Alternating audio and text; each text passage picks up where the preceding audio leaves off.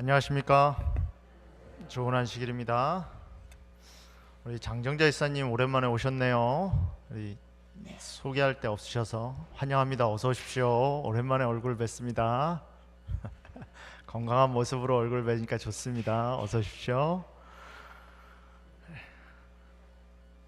네. 네.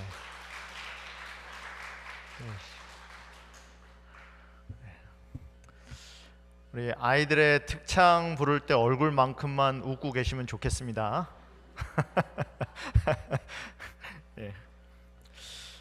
오늘은 사무엘상 1장에 있는 말씀을 가지고 하나님은 고난도 쓰신다라는 제목으로 하나님의 말씀을 나누겠습니다.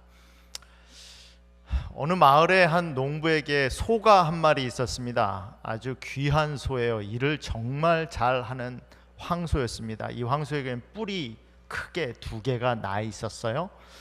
근데 다른 건 다 마음에 잘 드는데, 건강하고 일도 열심히 하고 다른 건 다 마음에 드는데, 뿔이 한쪽이 이렇게 나 있는데 다른 쪽이 뿔이 이렇게 나야지 보기가 좋을 거 아니에요? 근데 한쪽 뿔이 이렇게 났는데 이쪽 뿔이 이렇게 난 거예요. 다른 건 다 좋은데, 야, 저 뿔만 좀 제대로 나면 좋겠다. 그래서 이 황소가, 일 잘하는 황소를 농부가 저 뿔 좀 고쳐봐야지 하고 뿔을 꺾기 시작합니다. 뿔을 꺾기 시작하니까 소가 얼마나 아프겠어요.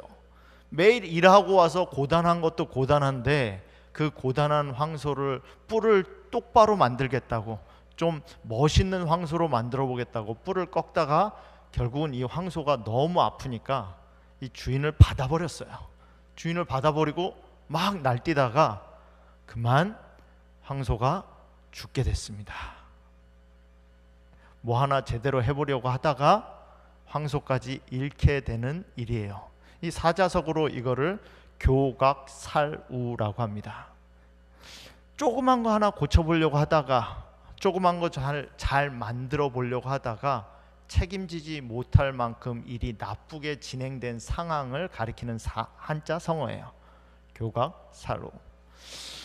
여러분, 삶을 살다가 내가 문제를 해결해 보려고 했는데, 그 문제를 해결하려고 했던 일이 오히려 더 내가 손도 못 댈 정도로 악화되게끔 상황을 만든 적은 없었습니까? 그런 적 혹시 있으세요? 여러분, 사무엘상 1장에 보면은 엘가나라는 한 가정의 이야기가 나옵니다. 그 당시에는 자손이 참 중요했어요. 자손이 없으면 어떻게 되죠? 지금 뭐 자손이 없으면 우리 부부끼리 잘 살면 되지 이렇게 생각하잖아요. 근데 그 당시에는 자손이 없으면 그 대가 끊겨지는 거예요. 왜 그렇죠? 이스라엘 백성들은 다 자기 집안 따라 땅을 부여받아요. 근데 그 땅은 자기 자손대로 물려받는 땅이에요. 땅이 곧 재산이고 생명이잖아요. 근데 자손이 없으면 그 땅을 클레임할 수가 없어요. 뭐 부인이 갖는다든지 딸이 갖는다든지 그렇게 할 수가 없어요. 아들이 태어나지 않으면 어떻게 돼요? 그 땅은 영원히 내 가족께 아닌 게 되는 거예요. 그래서 뭐예요? 아들이 아니에요. 아들이 곧 그 가족을 잇는 미래예요. 엘가나라는 사람이 한나라는 여인이랑 결혼을 했어요. 다른 건 다 좋은데, 참 사랑스럽고 믿음 있는 좋은 여인인데, 딱 하나 뭐가 없어요? 아들이 없어요. 어떻게 하면 될까요? 그래서 생각해내는 방법이 뭐예요? 부인을 사랑하지만 어떻게 해요? 2번째 부인을 얻어요. 분인날을 얻습니다. 분인날을 얻어서 어떻게 하죠? 문제를 해결했어요. 아들을 낳았어요. 자녀를 낳았어요. 문제 해결이 됐죠. 근데 어떻게 해요? 두 사이에 분란이 있는 거예요. 여러분, 분인나가 뭐 잘못한 일 있습니까? 자기가 뭐 나랑 결혼해 주세요 부탁했나요? 그냥 남편이 자기가 필요하다니까 결혼한 거예요. 결혼해서 자녀가 필요하다고 해서 자녀를 낳아줬어요. 필요한 거 다 해줬는데 남편이 사랑해요, 안 해요? 남편이 사랑하지 않아요. 첫째 여자를 더 사랑해요. 보통 제사를 지내고 나면 재물을 가지고 나눠주거든요. 그 나눠줄 때 이 부인에게 나눠줘요. 부인에게 나눠줄 때 이 부인이 자녀가 10명이면은 그 10명과 함께 먹을 양만큼 이렇게 나눠주거든요. 근데 제사를 지내러 맨날 가면, 예배를 드리러 가면 남은 양식을 가지고 어떻게 해요? 분인나한테 1을 주면 한나한테는 2를 주는 거예요. 열 받겠어요? 안 받겠어요? 아니 자기 할 일 다 했는데, 아니 자기가 할 일 다 하고 사랑받을 만큼 노력했는데 이거는 내가 노력한다고 되는 게 아니에요. 아니 이 사람은 나를 애를 낳는 기계로 생각한 건가?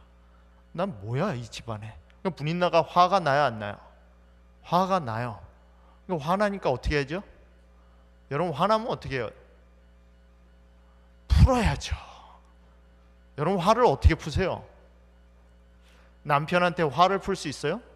당신은 왜 나 사랑 안 해? 내가 애까지 낳아줬는데. 요즘 같으면 바가지라도 긁을 수 있죠. 근데 그때는 그렇게 못해요. 남편은 집안에 뭐예요? 거의 왕 같은 존재예요. 부인과 자녀는 거의 재산처럼 관리되던 시대예요. 남편한테 그 말을 못해요. 그럼 누구한테 할까요? 누구한테 화풀이를 하겠어요? 남편이 사랑하는 누구요? 한나에게 화풀이를 하는 거예요. 화풀이를 어떻게 하면 가장 이 여자를 화나게 할 수 있을까요? 야, 너 애 못 낳았잖아. 너 애 못 낳아서 내가 여기 있는 거야. 야, 근데 그 애 못 낳는 게 왜 못 낳는지 알아? 그때 무슨 불임치료센터가 있습니까? 의학이 발달했습니까? 아니 남편이 나랑 동침한 후에는 아들을 낳았으니까 이거 너 잘못이야. 야, 너가 애 못 낳는 거는 왜 못 낳는 거야? 하나님이 못 나게 하신 거야. 말이 돼요 안 돼요? 여러분 생명은 누가 주시는 거예요? 하나님이 주시는 거예요. 야, 너 애 못 낳지? 그거 왜 못 낳는지 알아? 하나님이 애 못 나게 하시는 거야. 그 당시에는요, 애를 못 낳는 건 저주였어요. 하나님이 내리신 벌 가운데 하나가 자손이 끊어지는 거예요. 하나님이 너를 어떻게 하신 거야? 벌 주신 거야. 여러분 우리 그런 경우 있잖아요. 그냥 살기도 힘들어요. 그냥 신앙생활을 열심히 하는 것도 힘들어요. 근데 나에게 닥친 어려움이 사람들이 뭐라 그래요? 네가 죄를 져서 그런 거야. 네 죄 때문에 그런 거야. 하나님이 널 벌 주시는 거야. 그러면 그냥 사는 것도 힘든데 그런 말까지 들으면 어때요? 더 힘들어요. 더 억울해요. 그런 말을 들으니까 한나가 어떻겠어요? 먹지를 않아요. 여러분 이 스트레스 받으면, 저도 스트레스 받으면 소화가 안 돼요. 먹어도 설사를 해요. 한나가 뭐 해요? 다 같이 제사 끝나고 다 같이 가족들이 앉아서 먹거든요. 분인나가 자꾸 긁어대니까 너 하나님의 저주를 받아서 그런 거야. 뭔 모르는 죄를 졌길래 애를 못 낳니? 그러니까 뭐예요? 나는 정말 믿음 있는 여잔데 그런 대우를 받으니까 어떡하죠? 밥을 같이 못 먹는 거예요. 이렇게 그렇게 말하는 사람이랑 앉아서 식사할 수 있겠습니까? 나를 그렇게 긁어대는 사람하고 같이 앉아서 식사할 수 있겠어요? 식사를 못 해요. 얼굴이 즐거울 수가 없죠. 그러니까 남편이 뭐라 그래요? 여자요, 내가 10 아들보다 낫지 않느냐? 그 문제 제공한 사람이 누구예요? 우리 한 분이 고개를 절레절레 흔드시는데 남편은 여자를 다 이해하지 못해요. 그 문제의 원인이 누구죠? 엘가나예요. 엘가나가 2배로 주는 게 결코 한나를 사랑하는 정말 방법이 아니었어요. 그러면 정말 여인을 사랑한다면 2번째 아내도 드리지 말아야죠. 야, 나는 너 사랑하니까 자식도 필요 없어. 하나님이 안 주시면 말아야지. 이게 정말 사랑 아니에요? 근데 그렇게는 못하겠으니까 자기 나름대로 한다는 사랑이 2번째 여자를 얻은 거거든요. 근데 그 2번째 여자를 얻은 것 때문에 어떡하죠? 매년 제사를 드리러 갈 때마다 가정이 어떻게 해요? 텐션이 있는 거예요. 느껴지세요? 식사하는 자리에 텐션이 있는 거예요. 한 엄마는 화가 울그락불락 나가서 분노가 여기까지 쌓여 있고, 다른 엄마는 얼굴이 시무룩해서 울면서 밥도 안 먹고 있고. 아이들이 뭘 배우겠어요? 그 식사하는 자리가 어떻겠어요? 그게 매년 반복되는 거예요. 여러분, 엘가나는 자기 삶을, 자기 가정을, 자기 가계를 일구기 위하여 자기가 선택한 최선의 방법이었어요. 근데 그 방법이 어땠어요? 지금의 불행을 만들 수밖에 없었던 구조적인 문제를 발생하게 했어요. 이제 분인 나보고 나가라고 하지도 못해요. 분인 나랑 그렇게 살아야 돼요. 그렇다고 한나가 해피하지도 않아요. 매년 그런 불행이 반복돼요. 그게 지금 엘가나가 처해 있는 상황이에요. 여러분 삶은 어떠십니까? 여태까지 열심히 신앙생활 해왔는데, 하나님께 헌신하며 교회에서도 봉사 열심히 했는데 어떻게 만족한 생활을 하고 계세요? 내가 어떻게 선택할 수도 없어요. 이미 내가 선택해 놓은 결과의 삶을 살고 있어요. 지금 이 자리가 내가 선택한 삶의 결과예요. 내 선택의 결과로 지금에 살고 있어요. 그래서 내가 어떻게 이렇게 벗어날 수도 없어요. 꼼짝 마. 그냥 그 자리에 이렇게 사는 방법밖에 없어요. 행복하세요? 즐겁습니까? 신앙생활이, 믿음생활이 기쁨에 넘쳐요? 하나님이 나를 인도해 주시는 확신에 차 있습니까? 한나의 삶이 그랬어요. 그런 상태에 엘가나도 이제 뭘 어떻게 할 수가 없어요. 그냥 매년 아내에게 2배의 분깃을 주는 방법밖에 없어요. 근데 재밌는 건요, 성경에서 그것을 서술하는 방법이에요. 5절에 보면 이렇게 말을 합니다. 한나에게는 갑절을 주니 이는 그를 사랑함이라. 그러나 여호와께서 그에게 임신하지 못하게 하시니. 누가 임신하지 못하게 했습니까? 누가 임신하지 못하게 했어요? 여러분, 어떻게 보면 이 불행의 시작은 하나님이 하셨어요. 성경에 분명히 써 있습니다. 하나님이 임신하지 못하게 하셨다고. 누구 책임이죠? 하나님 책임이에요. 하나님이 내가 믿음으로 결정했는데 지금 이렇게 살게끔 이 삶까지 인도하셨어요. 내가 바라지 않았지만 이 결과가 있기까지 하나님이 나의 믿음을 사용하셔서 여기까지 오게 하셨어요. 하나님이 한나를 임신하지 못하게 하셨다고 성경은 말해요. 누구 책임이죠? 하나님의 책임이에요. 때때로요, 하나님은 우리를 불편한 자리로 인도하세요. 때때로요, 하나님은 우리를 아픔의 자리로 인도하세요. 때때로 우리가 원하지 않아도 하나님은 우리가 고통당하는 자리로 인도하세요. 그 인도하심을 통해서 하나님이 이루려고 하시는 게 있기 때문에 내가 싫어한다는 것 알아도, 불편해한다는 것 알아도, 고통스럽다는 것 알아도 하나님이 우리를 그 자리로 인도하세요. 그리고 하나님이 말씀하세요. 내가 하나님이 한나를 임신하지 못하게 하시니라. 여러분, 이스라엘 백성들이 아주 대접을 잘 받아서 100명도 안 되는 인원들이 가서 살았던 이스라엘 민족이 거의 200만 명이 되는 민족으로, 국가로 애굽 땅에서 자라납니다. 어떤 상황까지 맞았어요?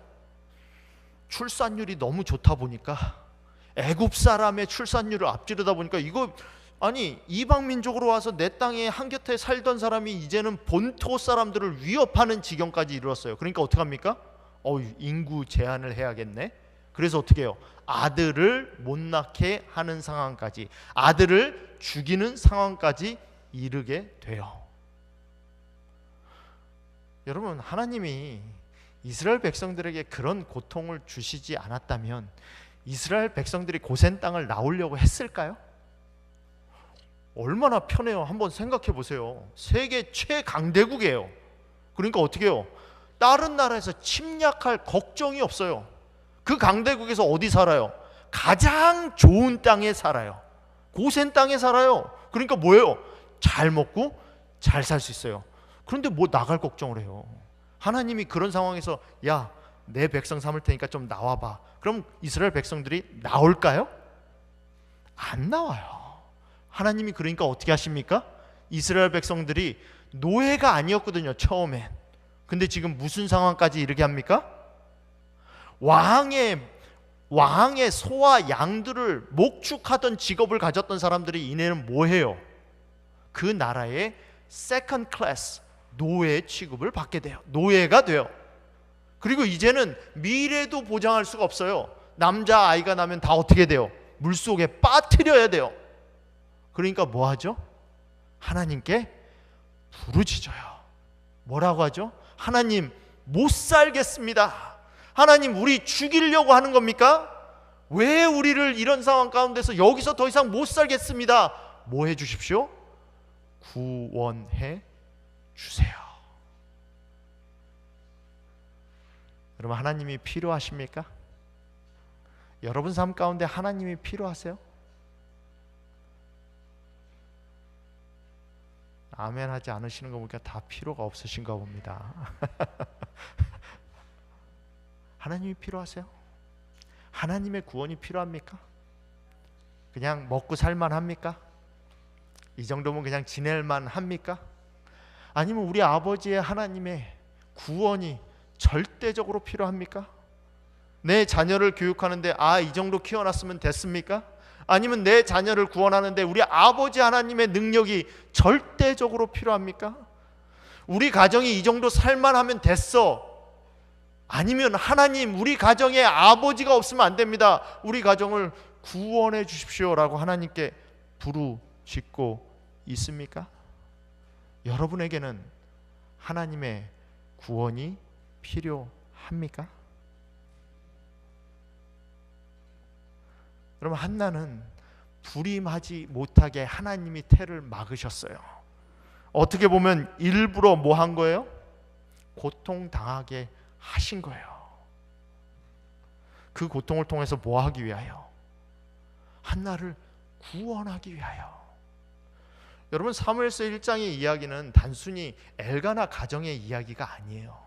그 당시에 이스라엘은 사사 시대에서 이제 왕정 시대로 넘어가는 책이 바로 사무엘서거든요.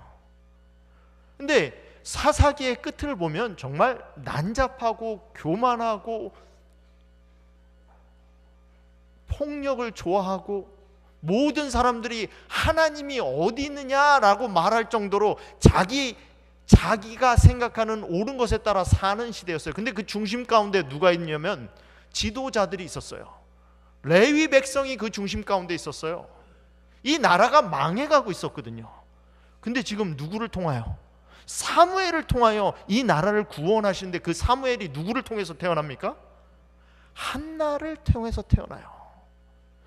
여러분, 한나의 가정을 이 고통 가운데 놓으신 이유는 단순히 한나의 가정을 구원하시기 위해서뿐만이 아니었어요. 시대적으로 사무엘이라는 사람은 한 시대에서 다른 시대로 하나님이 그 시대의 위험 가운데서, 고통 가운데서, 도전 가운데서 그 나라를 인도하기 위하여 뽑으신 지도자였어요. 그 지도자가 태어나기 위하여 한나의 불임을 사용하셨어요. 여러분은 어떤 고난 가운데 계십니까? 어떤 고통 가운데 계세요? 하나님이 고난도 사용하십니다. 하나님이 고통도 사용하세요. 그 고난과 고통을 통하여 뭐 하시죠? 하나님만을 바라보게 합니다. 우리의 시선을 다시 어디로 돌리게 하시죠? 하나님에게로 돌리게 해요. 그래, 나의 구원은 하나님에게 밖에 없다. 그래서 한나가 한 일이 뭡니까? 한나가 뭐예요? 정치합니까? 남편이 나를 좀 더 사랑하니까 남편을 좀 이용해서 분인나를 제압합니까? 사라처럼 야, 하갈 좀 내보내, 분인나 내보내, 이렇게 아브라함 꼬셨던 것처럼 한나가 엘가나를 이용합니까? 정치하지 않아요. 한나가 택한 방법은 한 가지예요. 뭐 합니까? 기도해요. 하나님 앞에 갑니다. 하나님께 뭐 하죠? 구원을 요청해요. 아주 구체적으로 요청합니다. 하나님, 내게 아들을 허락하여 주십시오. 그 아들을 허락하여 주시면 그 아들을 하나님께 바치겠나이다. 뭐 하죠? 아주 목표가 분명하고 단순하게 하나님 앞에 기도합니다. 여러분, 하나님이 혹시 우리의 삶을 고난과 곤경의 자리로 인도하셨다면 정치하지 마시고, 검색하지 마시고, 전화하지 마시고 하나님 앞에 무릎 꿇으시기 바랍니다. 하나님의 앞에 와서 하나님께 구원을 간구하시기 바랍니다. 여러분, 궁극적으로 해결해 주실 수 있는 분은 하나님밖에 없어요. 그걸 깨닫는 과정이 참 힘든 거예요. 우리는 다 해보고 안 되면 하나님께 가잖아요. 근데 안 되면 하나님께 가지 말고 하나님께 무릎 꿇고 하나님께 구원을 주실 수 있는 분에게 기도하고 구하는 저와 여러분이 되기를 간절히 바랍니다. 두 번째는 한나는 고통 중에서도 하나님께 구했다는 것이고, 두 번째는 한나는 예배의 자리를 떠나지 않았다는 거예요. 가정이 이 정도 되면 어떻게 돼요? 좀 흔들릴 만도 하거든요. 근데 1장을 읽어보면요, 한나는 예배의 자리를 떠나지 않아요. 1장 3절에 이렇게 말합니다. 이 사람이 매년 자기 성읍에서 나와 실로로 올라가서 만군의 여호와께 예배하며 제사를 드렸는데, 매년 어디서 나왔다고요? 자기 성읍에서 나와. 그 당시에 성은 뭐죠? 여러분, 그 당시에 성 안에 산다는 건 꽤 부요하다는 거예요. 그 당시에는 성을 중심으로 발달하잖아요. 성이 필요한 이유는 적군이 침입했을 때 자기 재산을 다 가지고 성에 놔둬야 되거든요. 근데 성이 크지가 않아요. 그래서 성을 중심으로 좀 부자고 힘 있는 사람은 성 안에 살고, 가난한 사람들은 성 밖에 살아요. 성 밖에서 뭐 해야 돼요? 농사 져야 되니까. 근데 이 엘가나 가정은 어디 살아요? 성 안에 사는 사람이에요. 다시 말해서 뭐 어떤 사람이요? 웬만큼 가정계에 있다, 권력이 있는 사람이라는 거예요. 근데 매년 그 성 안에 머물러 있지 않고 어떻게 합니까? 성 밖으로 나와요. 자기 성 밖으로 나와서 제사를 드리러 갑니다. 그 당시에 성막이 있던 실로로 가요. 여러분, 예배 드리기 위해서는 나의 성 밖으로 나오는 연습을 하셔야 돼요. 내가 편한 거, 나 지켜주던 거, 나의 삶의 터전이 있는 거, 내 생명을 지켜주던 서포트가 있는 거, 그 밖으로 나오는 연습을 하셔야 돼요. 직장이 없이는 살 수 없어요. 가정이 없이는 살 수 없어요. 그러나 직장만 바라보고 사시면 안 돼요. 가정만 바라보고 사시면 안 돼요. 때때로 직장 밖으로 나올 수 있는 믿음이 있어야 돼요. 때때로 내 가정 밖으로 넘어서는 믿음이 있어야 돼요. 때때로 내 자녀를 넘어서는 믿음이 있어야 돼요. 그게 예배예요. 한나는 매년 자기 성 밖으로 나왔어요. 여러분의 성은 어떻습니까? 튼튼한 성 가지고 계세요? 여러분의 삶을 지금까지 만들어 놓은 그 성 중요합니다. 잘 관리하고 지켜야 돼요. 그러나 궁극적인 것은 그 성이 우리 삶을 절대 지켜주지 못합니다. 궁극적으로 그 성을 만들게 하시고 그 성까지 인도하신 분은 하나님이심을 인식해야 돼요. 예배라는 것은 그 성조차 버리고 나올 수 있는 용기를 갖는 것입니다. 여러분, 이렇게 나와서 제사 드리고 나서 밥 먹을 때 그렇게 속삭이던 사람이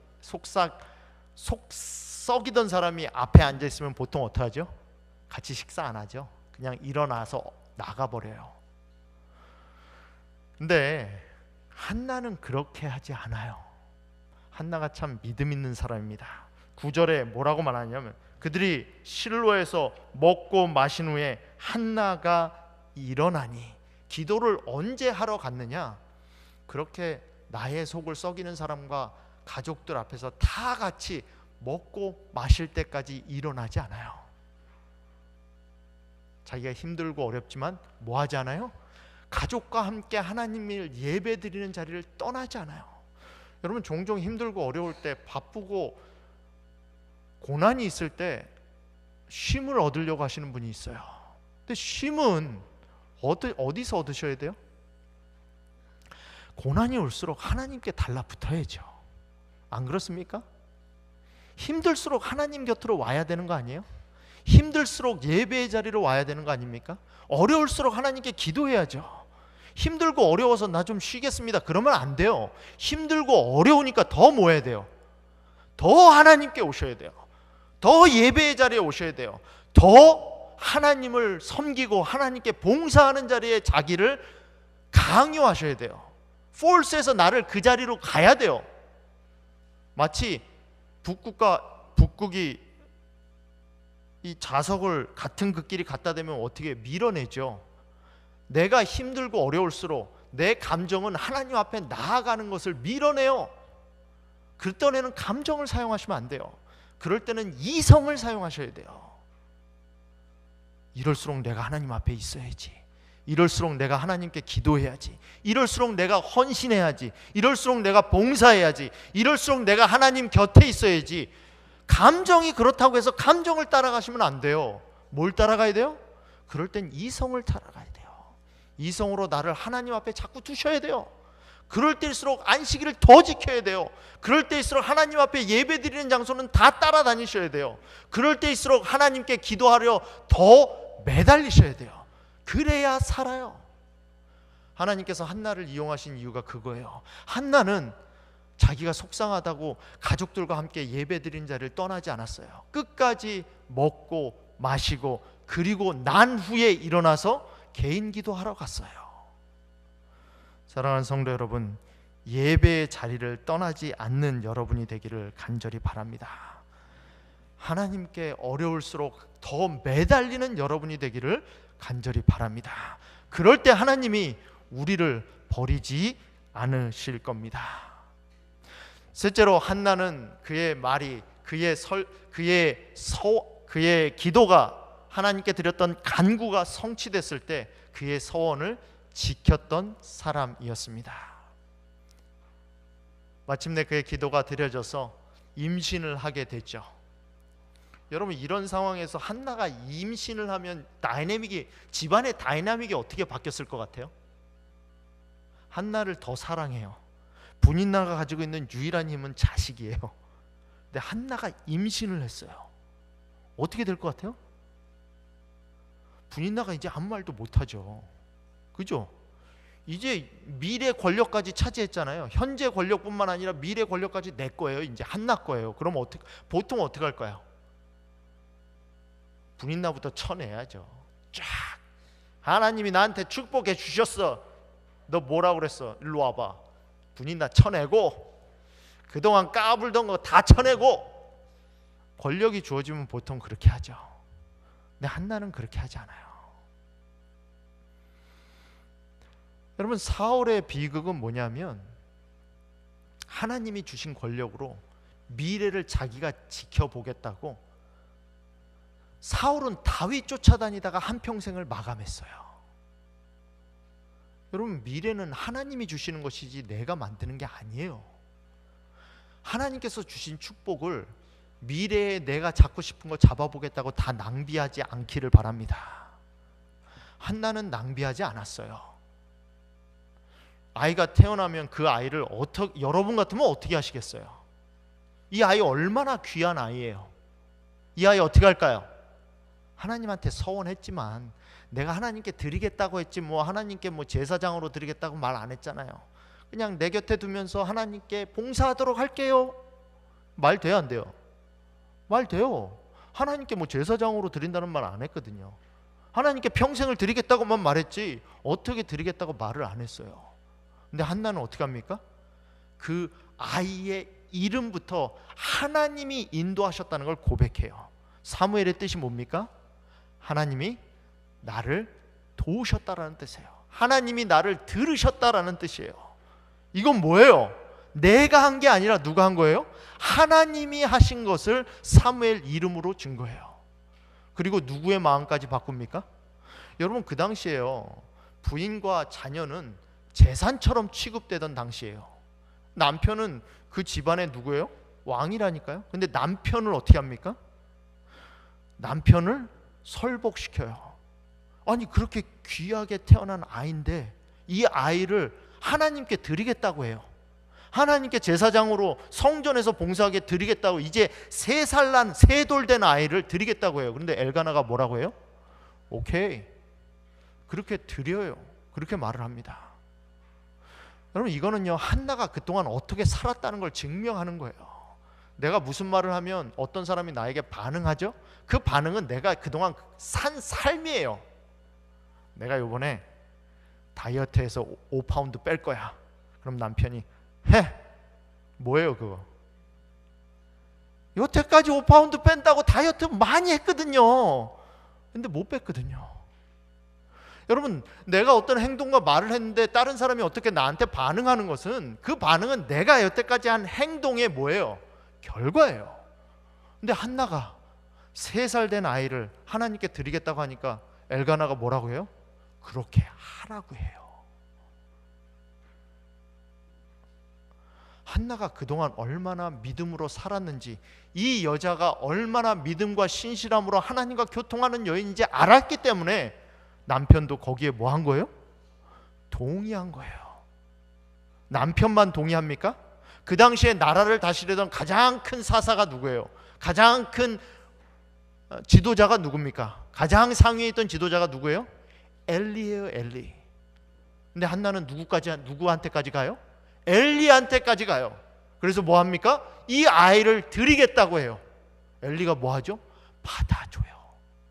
여러분, 아무나 받아주지 않아요. 여러분, 아무나 우리 교회 와서 내가 이 교회 목사하겠다고 그러면 여러분 받아주시겠습니까? 나 담임 목사하고 싶습니다. 그럼 여러분 하세요 이렇게 받아줘요? 그래요. 어떻게 어디서 일을 하셨고 경력은 어떻게 되고 교육은 어떻게 받으셨고 이거 하잖아요. 근데 엘리는 한나가 아이를 바치겠다고 하는데 뭐 합니까? 받아줘요. 타이틀이 힘이 아니에요. 위치가 힘이 아닙니다. 뭐가 힘이에요? 뭐가 힘이에요? 하나님과 연결된 관계가 힘이에요.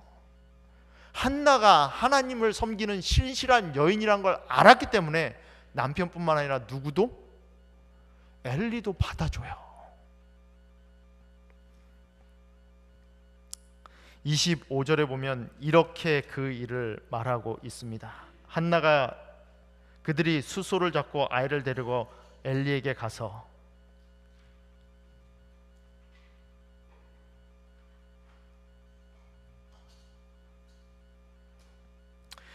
여기에 보면 수소를 몇 마리 잡는지, 그들이 가지고 올라간 것이 얼마인지 그것이 나와 있습니다.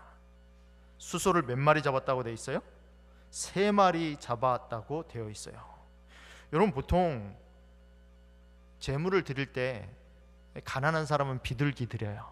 그거보다도 더 가난한 사람은 곡식 가루를 가져가요.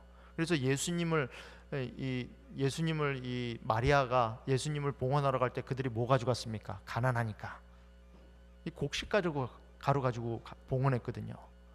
근데 이들은 지금 뭘 가져가죠? 소를 가져가요. 소도 몇 마리? 3마리. 이건 뭐 하는 거예요? 여러분, 지금 3살 된 아이를 드리는 거거든요. 여태까지 그렇게 고난받다가 하나님께서 주신 응답하는 아이를 드리는데 소 몇 마리? 3마리. 이거는 그냥 억지로 드리는 게 아니에요. 뭐 하는 거죠? 셀레브레이트 하는 거예요. 하나님께서 나에게 주신 것을 뭐 하는 거예요? 정말 기쁜 마음으로 하나님께 드리는 거예요. 뭐 하는 거예요? 하나님이 나에게 주신 것을 온전히 믿는 거예요. 그러니까 이거 드려도, 여러분, 한나가 아이 드리면서 나는 이제부터 또 죽었구나, 이제부터 분인 나한테 또 쪼이겠네, 이렇게 생각했으면 사무엘을 드릴 수 있었겠어요? 더 이상 한나에게 분인 나는 상대가 아니에요. 더 이상 분인 나는 한나를 속상하게 할 수 있는 존재도 아니에요. 여러분, 하나님과 연결되잖아요. 하나님의 은혜를 받으면 더 이상 문제가 나를 괴롭히지 않아요. 문제가 되지 않아요. 사람이 문제가 되지 않아요. 그걸 뭐 하게 되죠? 넘게 돼요. 얼만큼? 숫소 3마리만큼. 하나님께 드리는데도 그냥 사무엘 드리는 것만 해도 부족해. 그러니까 몇 마리 잡아요? 소 3마리 잡아서 동네 잔치예요. 잔치. 나 하나님께 사무엘 드린다는 잔치. 사랑하는 성도 여러분, 우리에게 주신 하나님의 축복을 하나님께 감사로 드릴 마음이 좀 있으십니까? 하나님께 그렇게 드릴 때, 그렇게 하나님께 다시 보답하여 감사제로 드릴 때 하나님이 우리에게 더 많은 축복과 더 많은 은혜로 우리를 인도해 주시리라 믿습니다. 한나는 그런 인생을 사는 여자였어요. 한나가 어떻게 그런 인생을 살 수 있을까요? 한나의 기도를 보면 그런 인생을 살 수 있었던 이유가 나옵니다. 한나의 기도 가운데 하나님을 부르는 이름이 나와요. 11절에 보면 만군의 여호와여. 이거는 구약 성경에 처음 나오는 표현이에요. 이 만군의 여호와라는 말은 원어로 표현하면은 모든 것을 할 수 있는 전능하신 하나님이란 뜻이에요. 이 표현은 선지자들이 주로 밖에 나가서 전쟁을 할 때, 이방인들과 싸울 때, 하나님을 의지할 때 부르던 칭호였어요. 그래서 사무엘서가 지난 후에 이사야서나 에스겔서나 스가랴서에 보면 수십 번 그들이 만군의 여호와를 불러요. 그런데 처음 구약에 하나님을 부르는 이름이 만군의 여호와로 불려지는 이름이 여기에 처음 나와요. 한나에게는 하나님이 뭐였던 거예요? 전능하신 하나님이었다는 거예요.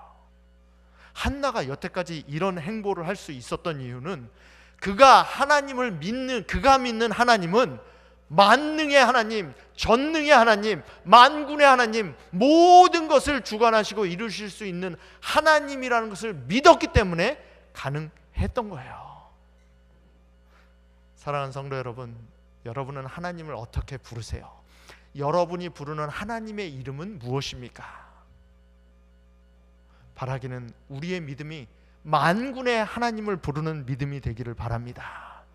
만능의 하나님을 부름으로 말미암아 우리 삶에 있는 어떤 역경과 괴로움이라든지 정말 이걸 내가 할 수 있을까라고 보여지는 벽이라도, 성벽이라도, 성이라도, 산이라도 뛰어넘을 수 있는 그런 만군의 하나님을 의지할 수 있는 저와 여러분이 되기를 간절히 바랍니다.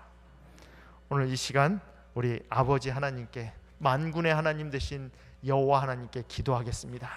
내 삶에 있었던 고난과 고통, 내가 지금 당하고 직면하고 있는 어려움들을 하나님이 이루어 주실 수 있는 줄, 하나님이 이기실 힘을 주실 수 있는 줄 믿습니다 하는 간구하는 마음으로 하나님께 함께 기도드리겠습니다.